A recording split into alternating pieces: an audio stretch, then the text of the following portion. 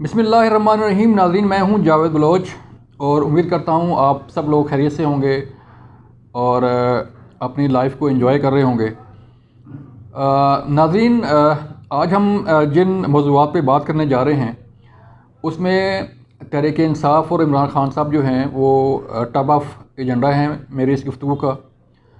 और इसके बाद हम गुफ्तगू करेंगे पार्लियामेंट का मुश्तरका इजलास जो है वो बुलाया जा रहा है। और इसका बैकग्राउंड ये है कि 2 दिन पहले वज़ीर-ए-आज़म शहबाज शरीफ की ज़ेर सदारत एक अहम इजलास हुआ था जिसमें तमाम इत्तेहादी जमातों के सरबराहान भी शरीक हुए थे। उस इजलास में तहरीक इंसाफ की हंगामा राई को भी कंडेम किया गया था और जो तहरीक इंसाफ के कारकुनों की तरफ से पुलिस पर हमले हुए हैं उसकी मजम्मत भी की थी। इस इजलास जो मुश्तरका इजलास सेनेट ऑफ पाकिस्तान और कौमी असम्बली के अरकान पर मुश्तमिल मुश्तरका इजलास जो है वो पार्लियामेंट हाउस में 22 मार्च को तलब किया गया था, जो कल होने जा रहा है। सिर्फ इस 2 नुकाती एजेंडा इस इजलास का होगा। एक नंबर 1 पाकिस्तान में सिक्योरिटी की सूरत हाल और नंबर 2 जो है वो पाकिस्तान की सियासी व माशी सूरत हाल पर अरकान पार्लिमान जो है वो गुफ्तगू करेंगे, तबादला ख्याल करेंगे और अपनी तजावीज़ देंगे कि इस तमाम तर सूरत हाल से निपटने के लिए क्या किया जाना चाहिए। फिर इसके बाद हम बात करेंगे तहरीक इंसाफ के ख़िलाफ़ जो कार्रवाइयाँ जा रही हैं, इमरान खान साहब के ख़िलाफ़ जो मुकदमात दर्ज हैं, ऑप्शन क्या हैं, क्या हो सकता है। क्या तहरीक इंसाफ पर पाबंदी लगने जा रही है, क्या इमरान खान साहब जो है वो डिस्क्वालीफाई हो जाएंगे और अगले आने वाले इलेक्शन में हिस्सा नहीं ले पाएंगे। क्या ऑप्शन क्या हैं जिन पर बात हो सकती है, अमल हो सकता है। इस पर हम जो है वो गुफ्तगू करेंगे। सबसे पहले हम बात करते हैं इमरान खान साहब की। लाहौर में जो है वो इस लाहौर हाई कोर्ट में उनकी पेशी थी और पेशी के साथ ही जो है उन्हें 10 दिन की हिफाजती ज़मानत मिल गई है। नैब की तरफ से उन्हें नोटिस जारी किए गए थे तोशाखाना केस में, लेकिन जो ही वो लाहौर हाई कोर्ट में गए तो उन्हें साथ ही 10 दिन की हिफाजती ज़मानत मिल गई। आज बड़ी बात ये थी, बड़ी अहम बात ये थी कि लाहौर हाई कोर्ट के हुक्म पर इमरान खान साहब के साथ कोई कारकुन जो है वो हाई कोर्ट के अंदर नहीं गए और ना ही वो बहुत बड़ी रैली जो है वो लेकर गए थे हाई कोर्ट।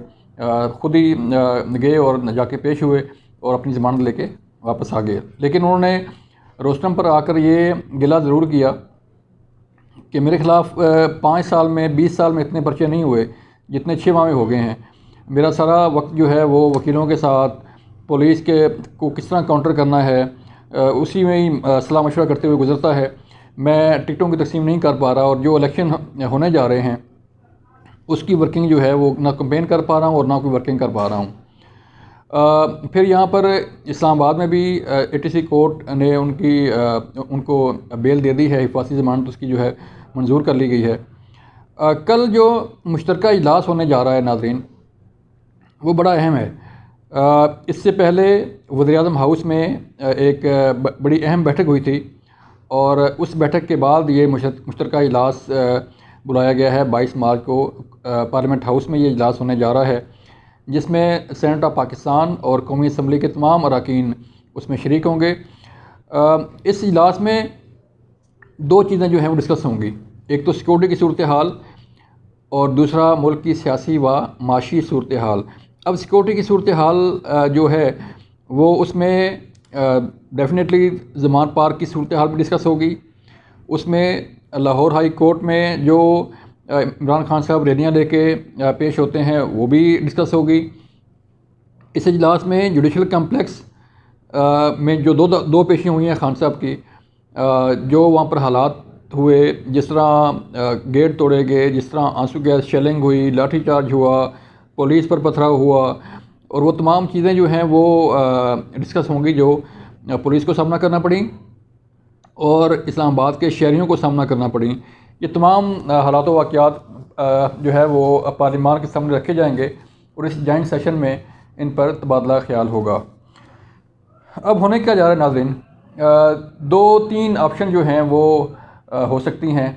एक तो ऑप्शन ये है कि जिस तरह फवाद चौधरी ने खदशा का इजहार किया कि तहरीक इंसाफ पर पाबंदी लगाने का जो है वो सोचना छोड़ दें, और अगर तहरीक इंसाफ पर पाबंदी लगाई गई तो फिर हालात जो है वो कंट्रोल में नहीं रहेंगे।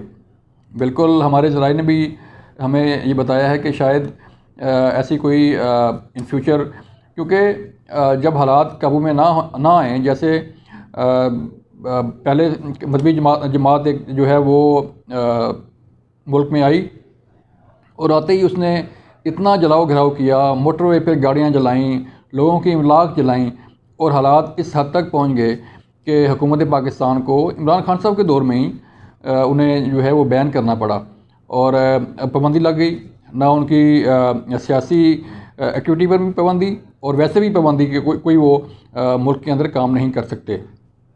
तो अगर इसी तरह तहरीक इंसाफ के कारकुनान जो है वो पुलिस पर हमले करते रहेंगे और इमरान खान साहब जो है वो इसी तरह जो है वो रवैया अपनाए रखेंगे और पुलिस पर हमले होंगे, कानून की खिलाफ वर्जी होगी और बाकी ऐसी चीज़ें जिसमें पाकिस्तान के कानून को तोड़ा जाएगा, वायलेट किया जाएगा बार बार, तो फिर ये ऑप्शन मौजूद हैं कि तहरीक इंसाफ पर पाबंदी लगाने का अमल शुरू किया जाए।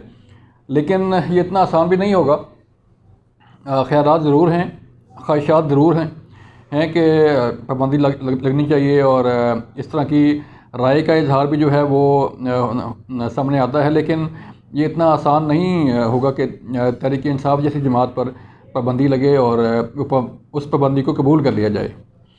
फिर दूसरी जो ऑप्शन है नाज़रीन, एक तो पाबंदी का ऑप्शन है और दूसरा ऑप्शन ये हो सकता है कि जो हालात चल रहे हैं, जो मुल्क की माशी सूरत हाल है, जो मुल्क की सिक्योरिटी सूरत हाल है, उसको मद्देनज़र रखते हुए कोई एमरजेंसी सूरत हाल नाफज कर दी जाए और तमाम जब एमरजेंसी नाफज होगी तो फिर ना तो इलेक्शन होंगे और ना ही जो है वो कोई और काम हो सकेगा।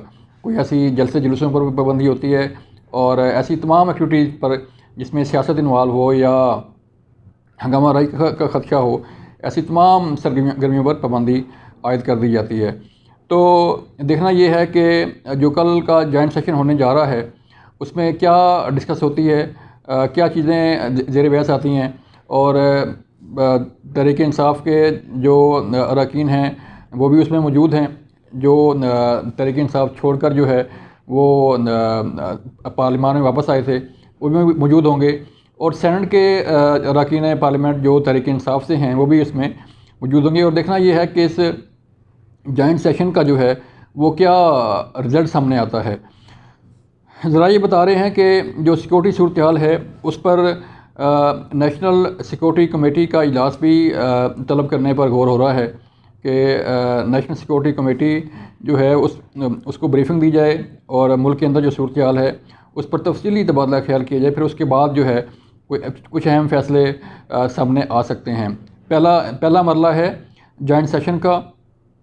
पहला जो है वो पहले कैबिनेट का इजलास हुआ, कैबिनेट में जो है ये मामला डिस्कस हुआ, फिर इत्तेहादी जमातों का इजलास हुआ, उसमें ये मामला डिस्कस हुआ और अब मुश्तरका इजलास में जो है ये चीज़ें हुकूमत पाकिस्तान लेके जा रही है कि मुल्क के अंदर अंदरूनी हालात किस कदर ख़राब हो चुके हैं और इन्हें ठीक करने के लिए क्या इक़दाम करने चाहिए।